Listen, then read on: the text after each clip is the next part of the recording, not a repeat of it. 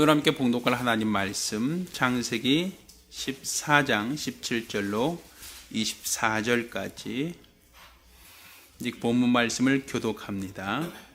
아브람이 그돌라오멜과 그와 함께한 왕들을 파하고 돌아올 때에 소돔 왕이 사회 골짜기 곧 왕국에 나와 그를 영접하였고 살렘 왕 멜기세덱이 떡과 포도주를 가지고 나왔으니 그는 지극히 높으신 하나님의 제사장이었더라.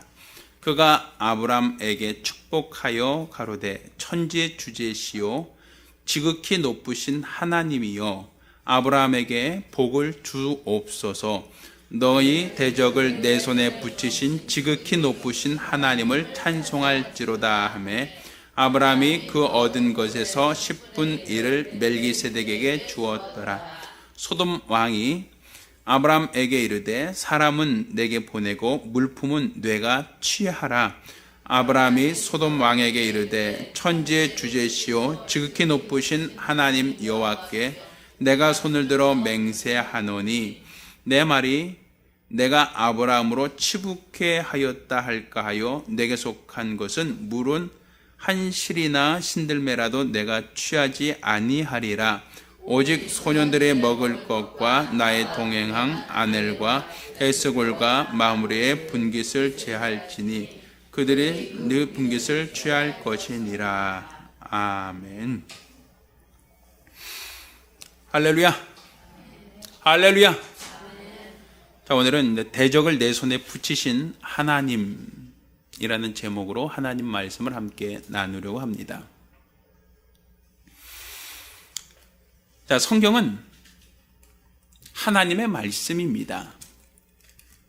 이 말씀은 곧 우리에게 눈에 보이지 않는 하나님을 알게 하는 하나님의 뜻과 하나님의 일하시는 것을 우리에게 알게 하는 책이다라고 볼 수 있습니다.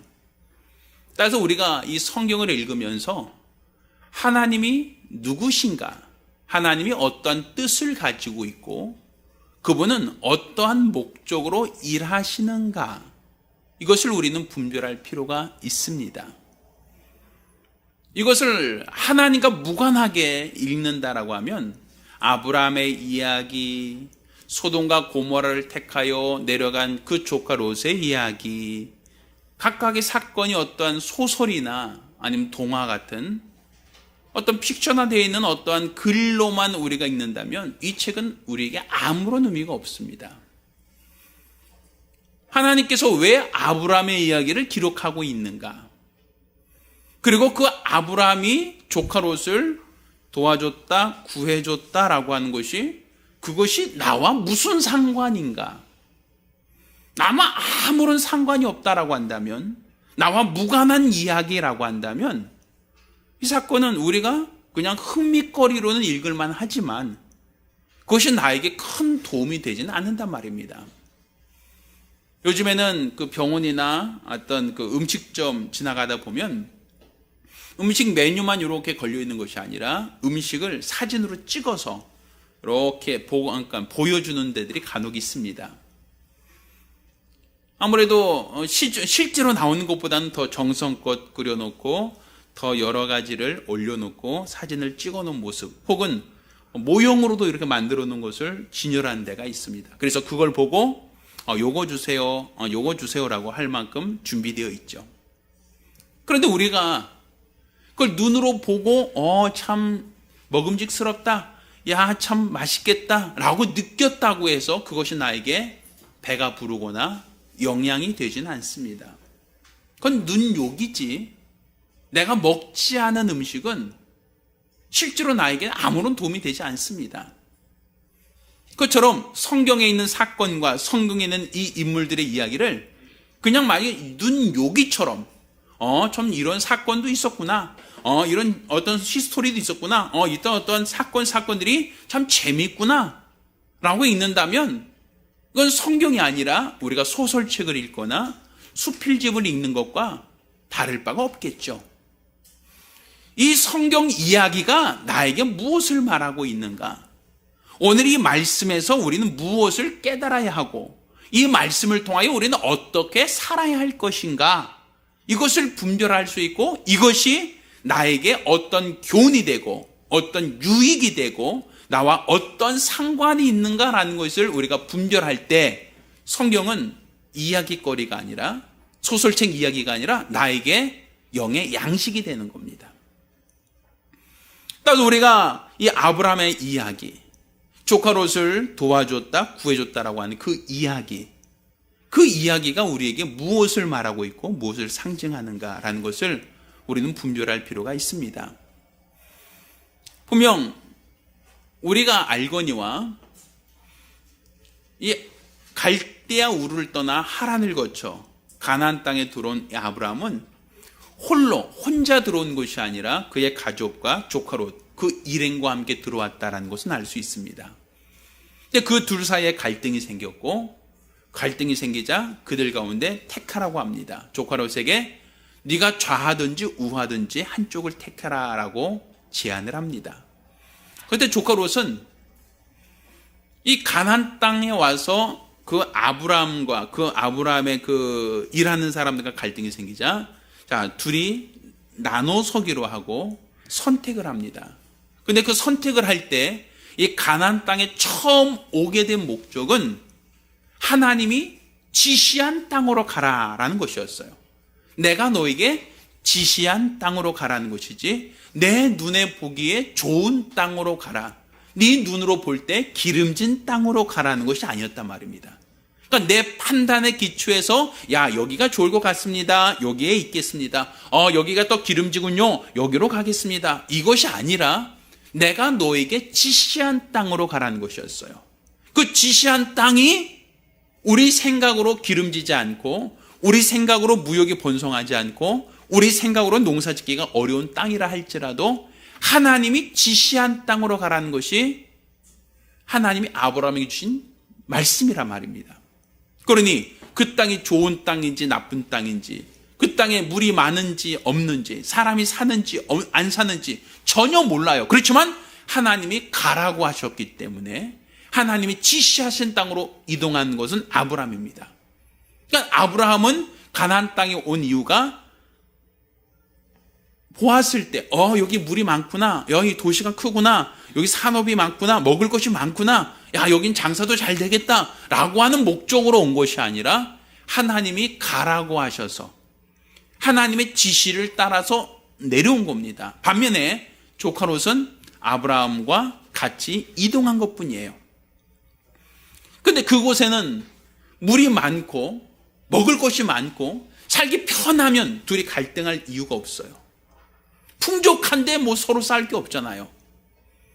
근데 이 아브라함이 있는 그 양조차도 먹고 살기 힘들 만큼 척박한 곳이란 말입니다. 먹을 것도 그렇고 풀을 뜯기기도 그렇고 물도 아주 적은 척박한 땅이에요. 그러니까 그 적은 물 가지고 서로 다투는 거죠. 적은 먹이 가지고 서로 먹이겠다고 다투게 되는 겁니다. 자, 그러자 서로 다투니까 자, 네가 어느 쪽을 택하든지 택하라라고 할 때 조카 롯은 사방을 둘러봅니다. 그리고 그가 택한 곳은 소돔과 고모라라고 하여 그 당시 가장 비옥한 지역, 물이 많고 도시가 형성되어 있고 무역과 산업이 활발한 그 지역을 택하여 내려갔다라고 기록되고 있는 겁니다.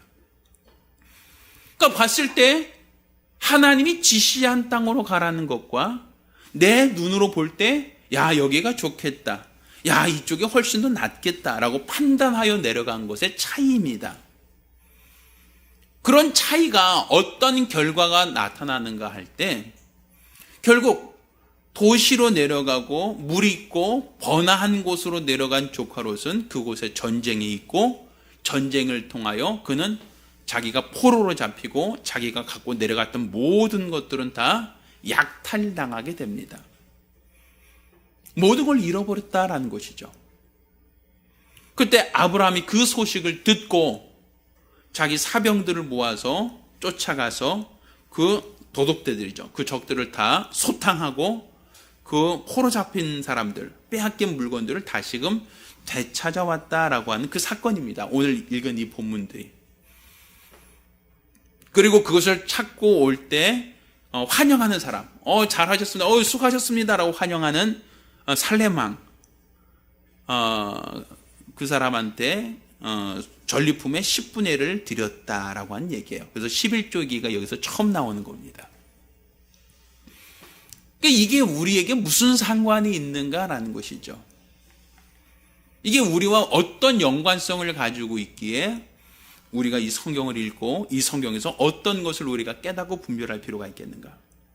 결국 이 아브라함의 이야기와 조카 롯의 이야기는 우리가 세상 살면서 우리가 하나님의 말씀을 따라가고 하나님 뜻대로 살아간다라고 얘기하고 믿음 생활을 하지만 때로 우리는 하나님 말씀대로 산다고 하면서도 내 눈에 보이는 걸 무시하지 못해요.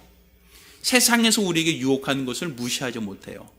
자꾸만 거기에 욕심이 나고 그곳으로 자꾸만 우리의 발걸음이, 우리의 시선이 그곳으로 가려고 하는 부분이 있단 말이에요. 아담 때도 마찬가지였죠.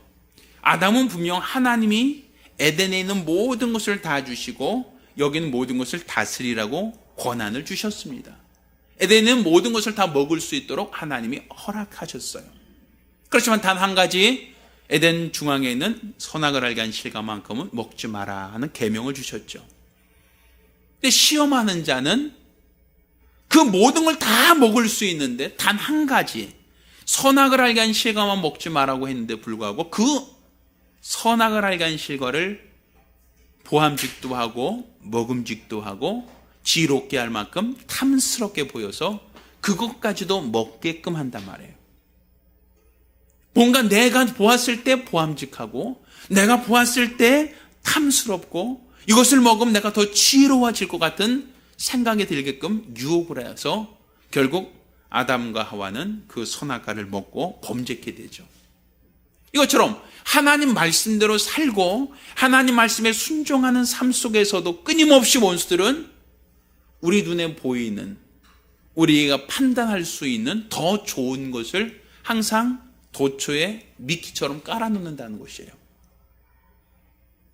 그러니까 우리가 하나님 말씀대로 따라왔고 하나님 말씀대로 순종하여 여기까지 왔지만, 그렇지만 가나안 땅에 왔다라는 것으로 끝난 것이 아니라 거기서도 끊임없이 유혹이 있었다는 겁니다.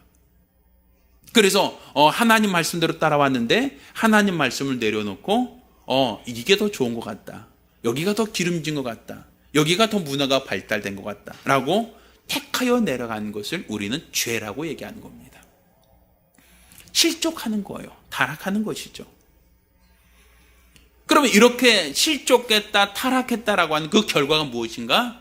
결국 자기가 갖고 내려온 모든 것을 잃어버리게 되고 자기조차 포로로 잡히게 되는 어려움에 직면하게 된다라는 부분이에요.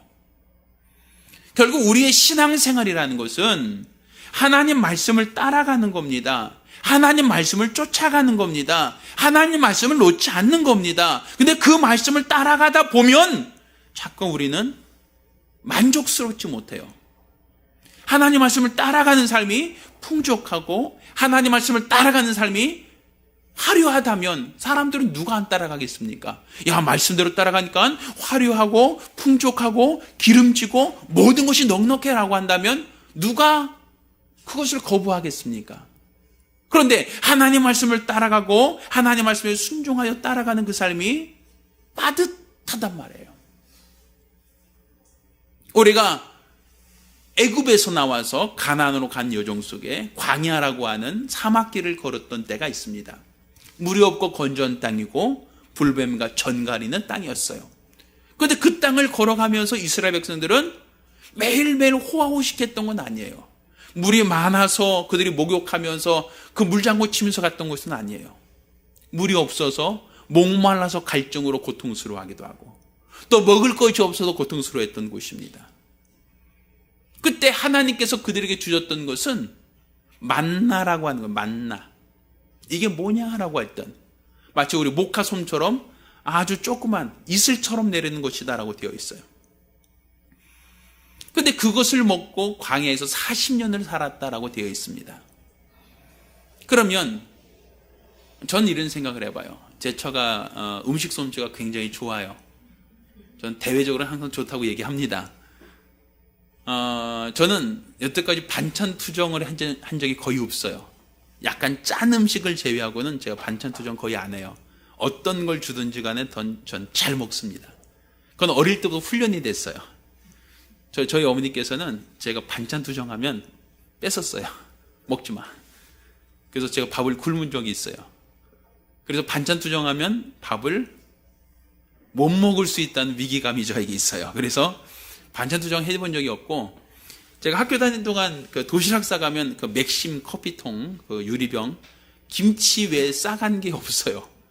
저는 항상 그 도시락 반찬은 김치 외에는 없었어요. 그래서 제가 가장 부러워했던 게 후라이해서 밥 위에 올려놓고 오는 애들.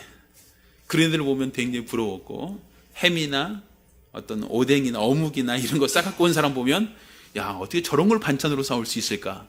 굉장히 신기하게 여겼던 때가 있어요. 그러니까 저는 1년 365일, 물론 학교 간 것은 아니지만 도시락 싸갖고 가는 날은 김치 외에는 다른 반찬 싸간 게 거의 없는 것 같아요. 제 기억에. 김치 하나만 있어도 만족합니다라고 먹었던 그 시기죠. 그러니까 저는 반찬 투정 거의 안 해요. 그래서 가려 먹는 것도 없고 반찬 투정도 하지 않아요. 그렇지만 이스라엘 백성이 40년 동안 만나를 먹었는데 다른 반찬이 없어요.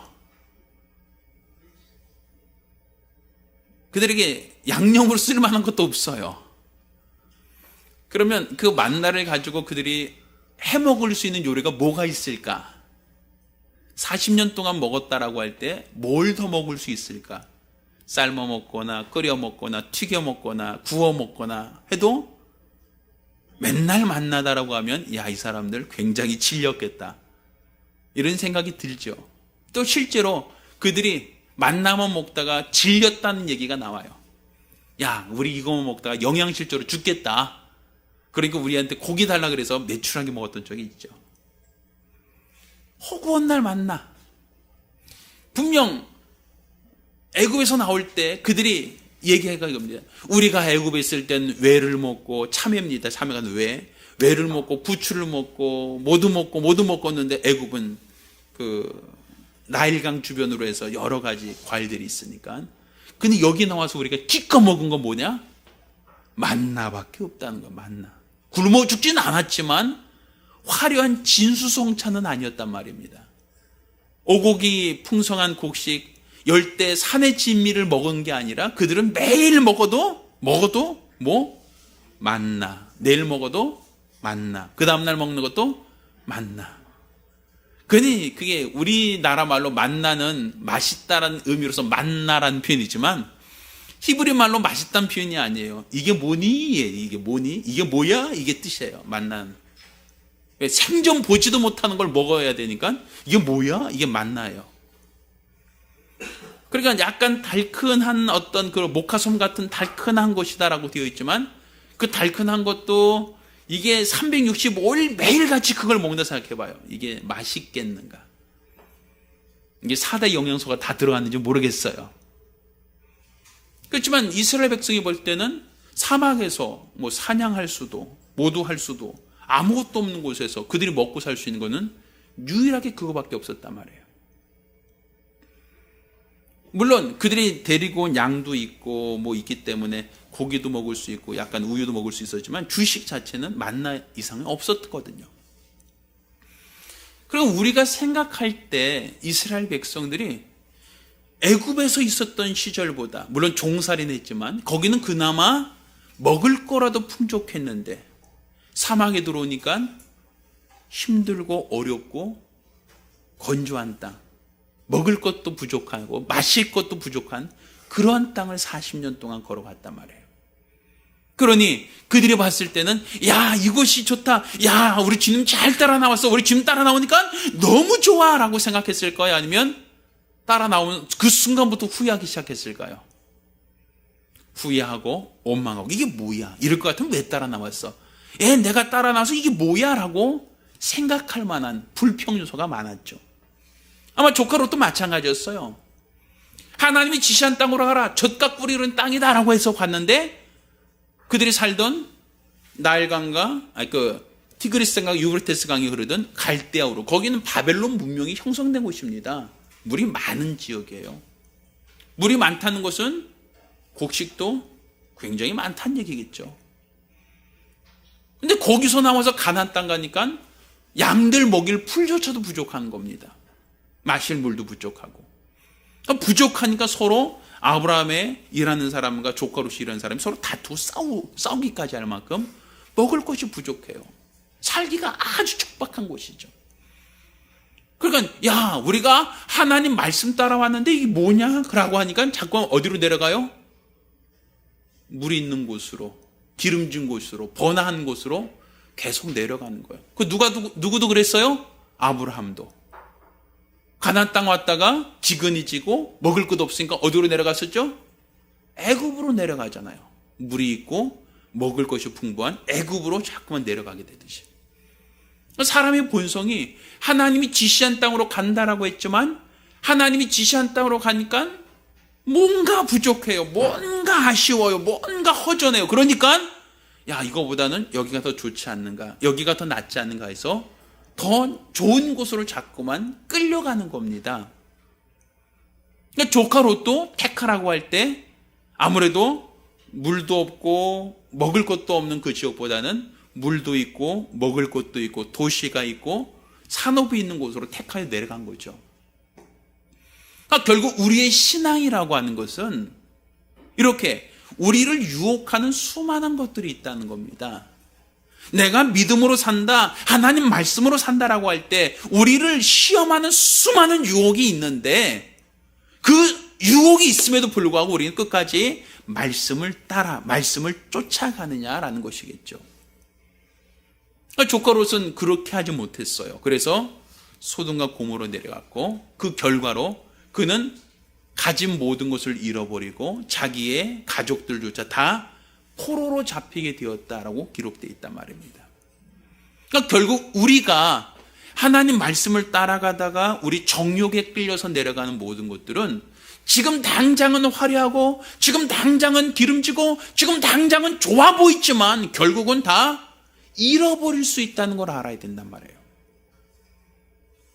그런데 조카 롯은 그렇게 포로로 잡혔다가 아브라함이 구해줘서 살려줘서 가까스로 살아오고 잃어버렸던 것도 되찾아온 것까지는 좋았는데 그러면 뭔가 깨닫고 여기가 아닌가 보구나, 여기 도시에 살면 안 되나 보다, 우리 눈에 보일 때 여기가 훨씬 더 기름지고 좋아 보이지만 여기 있으면 우리가 가진 모든 것을 잃어버릴 수 있구나 라고 하는 위기의식을 갖고 다시금 아브라함께로 돌아왔어야 되겠죠. 근데 사실 그렇게 하지 못했어요. 한 번에 어떤 그런 위기를 경험하지만 그냥 거기에 그냥 머물러 버립니다. 결국 소돔과 고모라를 하나님께서 심판하실 때 그는 가지고 온 모든 것을 잃어버리고 가족도 다 잃어버리게 되었다라고 되어 있어요. 그러니까 우리의 신앙에 있어서 하나님 말씀을 따라가는 것이 많은 사람들이 택하는 길이 아니에요. 그래서 성경에는 그것을 좁은 길이다라고 표현하고 있어요. 많은 사람이 찾는 넓고 큰 길이 아니라 좁은 길과 같다. 그 길이 작고 협착하여 찾는 이가 많지 않다라고 기록하고 있어요. 내가 주님을 따르고 말씀대로 사는 삶이 그렇게 화려하고 부유하고 풍족하고 모든 것이 넉넉하고 화려하지 않거든요. 그러니까 많은 사람이 그 길로 가고 싶지 하지 않아요. 많은 사람이 믿음으로 살려고 하지 않아요. 하나님 말씀대로 살아야 된다는 걸 알지만 그 길이 과히 좋지 않아요.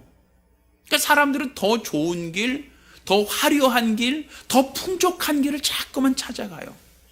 그러다 보니까 교회도 요즘 트렌드가 이 땅에서 어떻게 하면 복 받는가에 치중되고 있어요. 어떻게 하면 이 땅에서 복 받을 수 있는가? 어떻게 하면 이 땅에서 행복할 수 있는가? 어떻게 하면 이 땅에서 풍족한 삶을 살 수 있는가? 여기에 포커스를 맞추려고 해요. 근데 사실은 교회는 어떻게 하면 이 땅에서 성공할 수 있는가가 아니에요. 어떻게 하면 교회에서 이 땅에서 부유하게 살 수 있는가? 그게 목적은 아니거든요. 하나님이 우리를 말씀하고 우리에게 말씀하여 그분이 우리 이끄시는 길이 어디인가, 그 길을 따라가자는 것이 신앙이고, 그게 바로 우리 주님이 걸어가신 골고다 길이었지.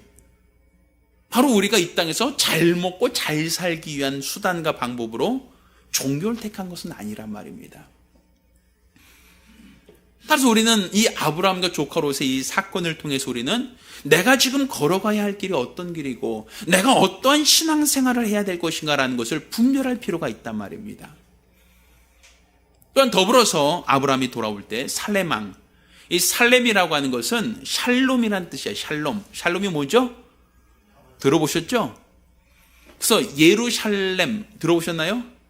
예루살렘 어디죠? 예루살렘이 이스라엘의 수도였죠. 이스라엘에서 나중에 다윗이 성을 쌓고 성전을 쌓았던 곳이 바로 예루살렘이잖아요. 그 예루살렘이라는 것은 뭐냐면 이레 샬롬이라는 뜻이에요. 이레 샬롬. 이레라는 것은 여호와 이레, 샬롬은 평안. 그럼 여호와 이레가 뭐죠? 하나님이 예비하셨다. 샬롬은 평안. 뭘 예비하셨다? 하나님이 평안을 예비하신 곳. 이게 예루살렘이에요. 그것도 뭐냐면 이제 모리아산이라고 되어 있죠. 성경에. 아브라함이 이삭을 바쳤던 곳 모리아산. 그게 바로 예루살렘이에요. 거기서 하나님께서 이삭을 대신해서 수양을 준비하셨다. 이게 여호와 이레했다라고 했죠. 미리 준비하셨다. 뭘 준비하셨는가? 평안을 준비하셨다. 샬롬. 그러니까 살렘 왕이니까 평강의 왕이라고 하는 거예요. 샬롬, 샬렘, 살렘인 평강입니다. 그러니까 평강의 왕인데 멜기세덱이라고 하는 제사장이 와서 전쟁하고 이기고 돌아오는 아브라함을 맞이해 줍니다. 수고했다, 잘했다라고 맞아준단 말이에요.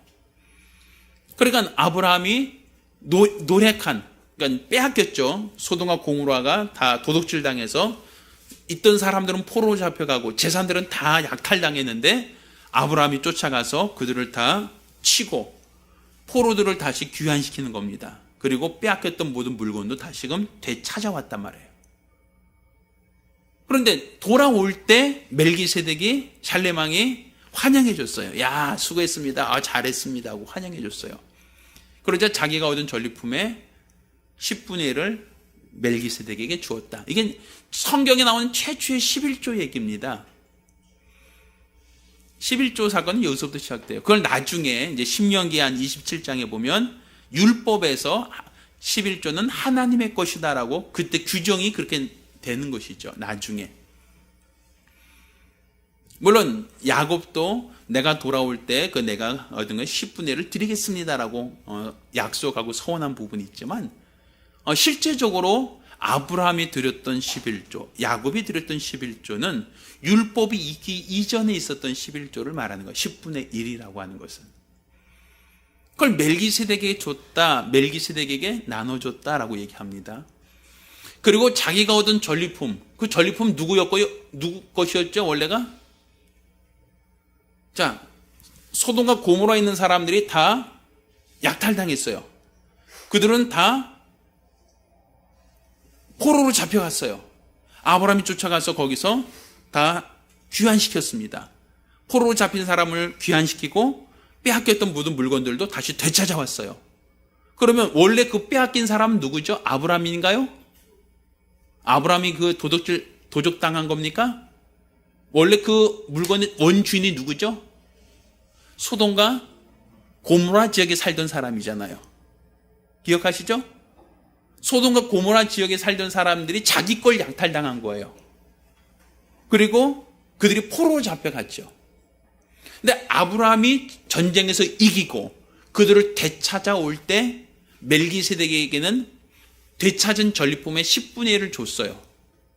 그렇지만 나머지는 다시 소돔과 고모라 원래 원주인에게 돌려줍니다. 그리고 일한 사람들이 먹은 거 하고 또 전쟁으로 나갔던 사람이 사용한 것만 우리가 쓰겠다라고 하고 이것을 우리가 부자 되려고 간 게 아니다라고 얘기해요. 내가 이 약탈꾼들을 쫓아가서 우리가 회복하고 온 거는 내가 부자 되기 위해서 쫓아가서 되찾아온 게 아니다 해서 원래 소돔과 고모라 지역에 그냥 돌려줍니다. 대신 10분의 1은 원래 원 주인이 있는데도 불구하고 누구에게? 샬레망에게 줬다라고 하는 부분이 바로 11조가 처음 얘기되는 거예요. 그 11조를 드린 건 뭐냐면 이 전쟁은 하나님이 이기게 하셨다라는 것에 대한 감사의 표현이에요. 하나님이 이것을 능히 이기게 하셨습니다. 내가 이 전쟁을 이기고 돌아온 것은 내가 잘나서 이긴 게 아니라 하나님이 이기게 하셨으니까 하나님께 그 수입의 10분의 1을 드리겠습니다 라는 데서 처음 시작하는 거예요. 그리고 나중에 야곱도 그가 라반 집이라고 외삼촌 집에 살다가 돌아올 때 내가 얻은 것의 10분의 1을 드리겠습니다라고 고백을 해요. 약속을 해요. 하나님 앞에 서약을 합니다. 내가 다시 돌아올 때는 내 수익의 10분의 1을 드리겠습니다 하고 야곱은 약속을 해요. 그래서 약속을 하나님께 드리겠다고 하는 약속을 가지고 돌아오게 되는 거예요. 그걸 나중에 율법에서 10분의 1은 하나님 것이다 라고 하는 표현을 써요. 그 하나님 것이라고 하는 것은 사실은 정확히 말한다면 10분의 1이 하나님께 아니라 모든 것이 하나님 것입니다. 모든 것이 하나님이 우리에게 주셨습니다라는 고백이에요. 그리고 모든 것이 하나님이 거고 모든 것이 하나님이 주셨는데 그 중에 이 모든 걸 주신 하나님 앞에 10분의 1만 그분께 드림으로써 우리가 이 모든 것이 하나님이 이기게 하셨습니다. 하나님이 주셨습니다 라고 하는 것을 믿음으로 고백하겠다는 그 믿음의 고백이지 10분의 1은 하나님 것, 10분의 9는 내 것이라는 의미가 아니에요. 모든 것은 다 하나님이 주시고 하나님이 능하게 하셨습니다라는 그 고백입니다. 근데 이거는 하나님 거라고 하는 개념을 항상 갖고 있어야 돼요. 내 것이라는 개념에서 시작하는 건 아니에요. 내 거라고 생각하니까 아까워하죠. 내 건데 이거 드리는 거 아깝지라고 생각하죠. 내 것이 아니라 하나님이 이기게 하셨습니다. 하나님 겁니다. 하나님이 이 모든 걸 주셨습니다. 하나님 겁니다라는 고백이에요. 그 사실 어느 교회에다가 줘야 11조가 아니에요. 그 사람들이 우리 성도를 재적 관리하다 보니까 우리 교인은 여기만 11조 내세요라고 생각하고 그렇게 말하는데 성경 어디에도 그런 표현은 없어요. 멜기세덱은 유대인 아닙니다. 레위인 아니에요.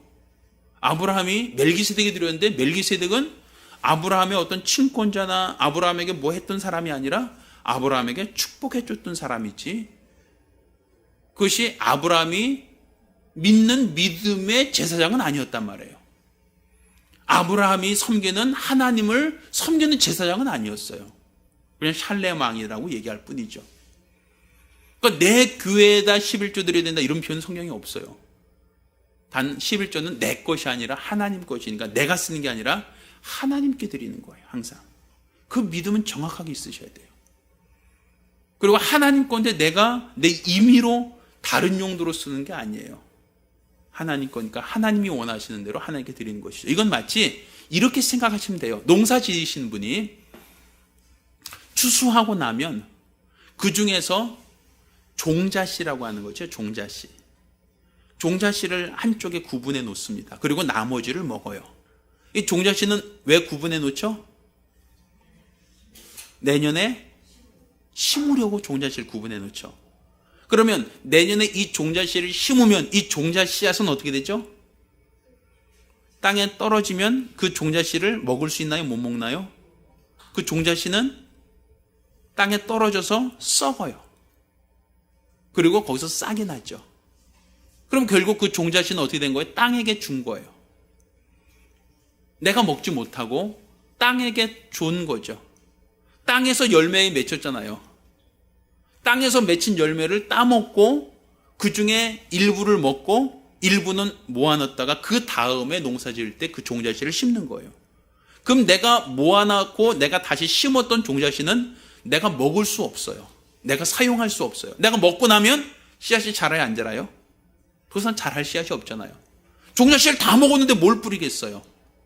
그러니까 우리가 내년도 농사를 생각한 사람은 종자씨를 모아놨다가 아무리 배고파도 춘궁기 때 아무리 허기져도 그걸 먹어버리면 그 다음에는 방법이 없으니까 그것을 갖다가 심는단 말이에요. 우리 어르신들 보릿고개 넘을 때 굉장히 배고프고 허기졌던 때 아무리 배고파고 허기져도 종자씨를 먹지 못하죠.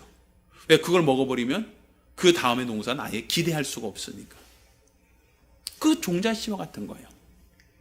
그래서 그 종자씨는 내가 먹는 게 아니라 땅에게 돌려주는 거예요. 왜? 땅에서 열매가 나왔으니까. 그래서 그 종자씨는 땅에다 돌려주고 내가 먹지 않죠. 그럼 내가 땅에다 돌려준 그 종자씨에서 또다시 곡식이 자라서 또다시 그 다음에 가을에 풍요로운 결실을 나에게 돌려주는 거예요. 그것처럼 11조라는 것은 하나님께 돌려드리는 거예요. 이 모든 것이 종자씨처럼 하나님으로부터 나왔으니까 하나님께 돌려드리면 하나님께서 더 많은 것으로 나에게 되돌려주신다는 얘기가 되는 거죠. 우리가 항상 신앙생활할 때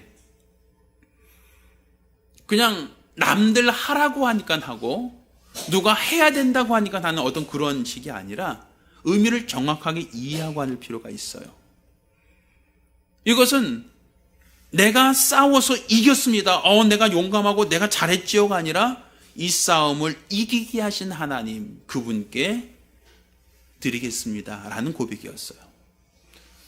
그가 야곱도 자기가 집을 떠나서 호롤단신으로 라반의 집에 가지만 내가 돌아올 때 내가 가지고 온 모든 것의 10분의 1을 드리겠습니다. 그러니까 나를 안전하게 하시고 나를 지켜주시고 나를 보호하시고 나를 평안히 아버지 집에 돌아오게 하시면 내 수익의 10분의 1을 드리겠습니다. 이게 야곱의 고백이에요. 결국 내 모든 여정이 내가 마음먹은 대로 안 되고 누군가 나를 도와줘야 되고 누군가 나를 지켜줘야 되고 누군가 나에게 복을 주지 않으면 나는 돌아올 수가 없습니다. 그 나를 도와주신 분에게 감사로 10분의 1을 드리겠습니다. 그 고백이었거든요. 그걸 나중에 이스라엘 사람들은 율법으로 정해놓은 겁니다. 이는 하나님께 드리기로 했던 하나님 것이다 라는 것이죠. 그러니 우리는 하나님 것을 인정하는 것이 우리 믿음이란 말이에요. 하나님이 나를 도우셨다. 하나님이 나에게 복 주셨다. 하나님께서 나에게 이기게 하셨다. 이걸 인정하는 게 믿음이에요. 그래서 그걸 인정하면서 하나님 앞에 11조를 드렸다라고 하는 고백이 되는 것이죠. 따라서 우리는 우리의 신앙이 그냥 남들 하니까 맹목적으로 따라하는 것이 아니라 우리는 아브라함처럼 어떻게 하나님이 말씀하신 곳을 택하여 들어가는 신앙이 필요합니다.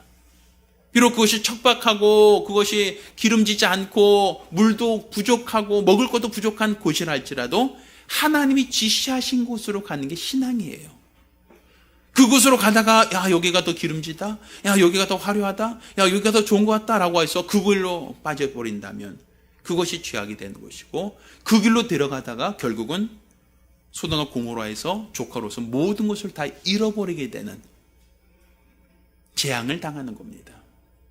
그러니까 결국 우리가 주의 말씀을 따라갈 때 도처에 우리 눈에 볼 때는 아름다워 보이고 우리 눈에 볼 때는 먹음직해 보이고 우리 눈에 볼 때는 탐스러워 보이는 모든 것이 우리를 유혹한다 할지라도 견눈질하지 말고 주님이 원하신 길로 따라가는 것, 이게 바로 우리의 신앙입니다. 그리고 그 길로 가다가 우리가 얻은 것과 수익한 모든 것은 다 하나님이 우리에게 복 주신 것이다라는 걸 인정하고 하나님을 존중하는 거, 하나님께서 내게 주신 것에 10분의 1을 하나님께 돌려드림으로써 우리 믿음을 고백하는 거, 이게 바로 우리 하나님이 원하시는 믿음이다라고 볼 수 있는 겁니다. 따라 저와 여러분 모두가 하나님이 인도하시는 길이 내 눈에 볼 때는 야 여기가 더 좋아 보이고 야 이쪽이 더 화려해 보이고 야 여기 더 기름 좀 보이고 야 이쪽이 더 낫지 않을까라고 생각하니 보인다 할지라도 하나님이 지시하신 길로 따라가길 바랍니다. 하나님이 이끄시는 대로 가길 바랍니다. 그 길이 넉넉하고 풍요롭지 않다 할지라도 주님이 인도하신 길, 주님이 이끄시는 대로 따라가길 예수 이름으로 축원합니다. 우리 주님이 걸어가셨던 그 길도 풍요롭고 넉넉하고 호사스러운 길이 아니었어요. 어떠면 우리 주님이 걸어가던 이 골고다 길은 우리가 가야 할 길보다 훨씬 더 척박하고 훨씬 더 고난의 길이었습니다. 골고다 길, 십자가 길은 결국 평안하고 평탄하고 쉬운 길이 아니었습니다. 그렇지만 아버지가 이끄시는 대로 그 길로 가셨기에 그 길이 바로 하늘 문이다라고 되어 있는 겁니다. 바로 골고다가 바로 아버지께로 가는 길이 된 겁니다. 내가 곧 길이요 진리요 생명이니 나로 말미암지 않고는 아버지께 갈 자가 없다. 바로 예수가 걸어간 그 길 바로 아버지께로 가는 길이란 말입니다. 따라서 우리는 세상에 좋다, 화려하다, 야 유익하다라고 하는 것을 보고 그걸로 가는 것이 아니라 나를 이끄시는 하나님, 나를 인도하시는 하나님, 그분을 따르며 그분을 쫓을 수 있는 믿음 갖길 예수 이름으로 축원합니다. 기도하겠습니다. 우리가 기도하실 때 세상에서 좋다, 화려하다, 기름지다라고 하는 것을 따라가는 것이 아니라 주님을 따르기 원합니다. 주님을 쫓기 원합니다. 그 길이 척박하고 넉넉하고 풍족하지 않다 할지라도 일평생 주님을 따르며 골고다 길 가기 원하오니 도와달라고 간절히 사모하며 기도합니다.